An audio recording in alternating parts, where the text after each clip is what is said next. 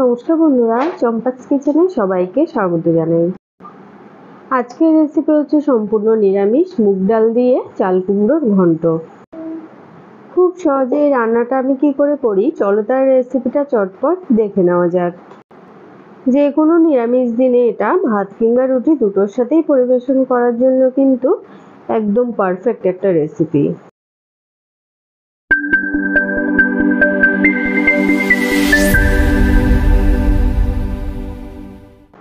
তো সবার প্রথমে গ্যাস জ্বালিয়ে একটা কড়াই গরমে বসাচ্ছি।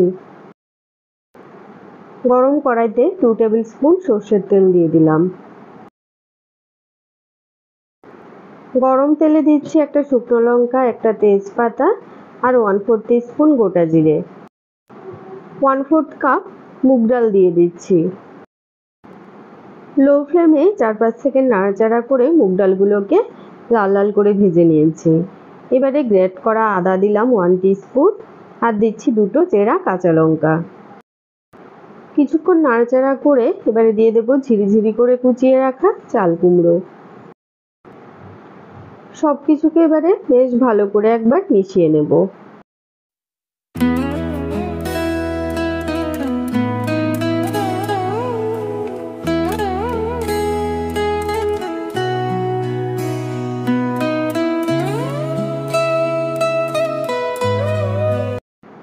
ফোড়নের মশলার সাথে চাল কুমড়ো ভালোভাবে মিশিয়ে নিয়েছি।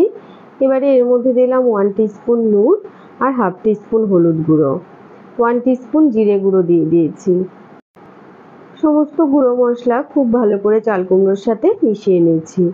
নুন দেওয়ার সাথে সাথেই কিন্তু চাল কুমড়ো থেকে জল ছাড়তে শুরু হবে আর এই জলে চাল কুমড়ো পুরোপুরি সেদ্ধ হয়ে যাবে, সাথে মুগ ডালও সেদ্ধ হবে। আলাদা করে জল দেওয়ার দরকার নেই।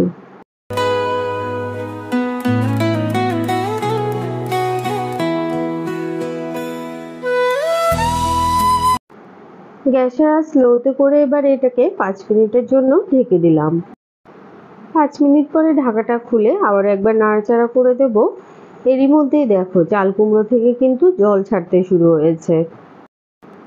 প্রথমে চাল কুমড়োটাকে বেশ অনেকটা মনে হলেও মজে গিয়ে কিন্তু লাস্টে অল্প একটুখানি হয়ে যাবে, তাই নুনের পরিমাণটা অবশ্যই বুঝে শুনে এর মধ্যে ব্যবহার করবে। বেশ ভালো করে নাড়াচাড়া করে দিয়েছি। এবারে গ্যাসের আঁচটা লোতে রেখে আরও 5-6 মিনিটের জন্য এটাকে ঢেকে দিচ্ছি। আমাদের চ্যানেল চম্পাস কিচেনের রেসিপিগুলো যদি তোমাদের ভালো লাগে তাহলে অবশ্যই চ্যানেলটাকে সাবস্ক্রাইব করে নেবে এবং পাশে থাকা বেল আইকনটাকে প্রেস করে দেবে। এতে করে যখনই আমি নতুন ভিডিও আপলোড করব সাথে সাথে এর নোটিফিকেশান তোমাদের কাছে পৌঁছে যাবে। আরও 5 মিনিট ঢেকে সেদ্ধ করার পরে দেখে নিচ্ছি, দেখো মুগ ডাল কিন্তু এখনও পুরোপুরি সেদ্ধ হয়নি, আরও কিছুক্ষণ সেদ্ধ করতে হবে। তো লো ফ্লেমেই আবারও 5 মিনিটের জন্য ঢেকে দিলাম।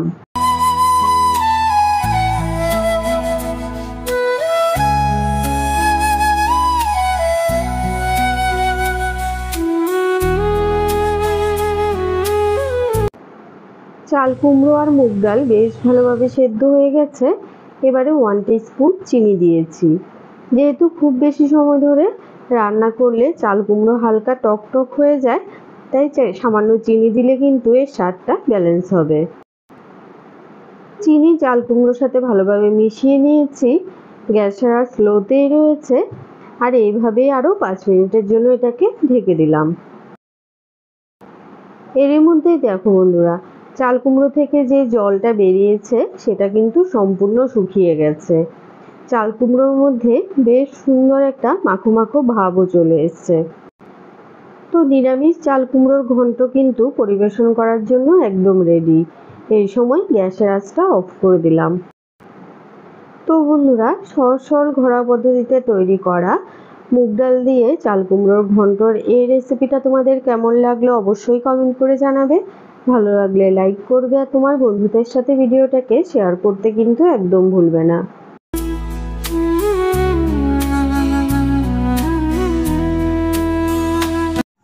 এতক্ষণ আমার পাশে থেকে ভিডিওটা দেখার জন্য অনেক অনেক ধন্যবাদ।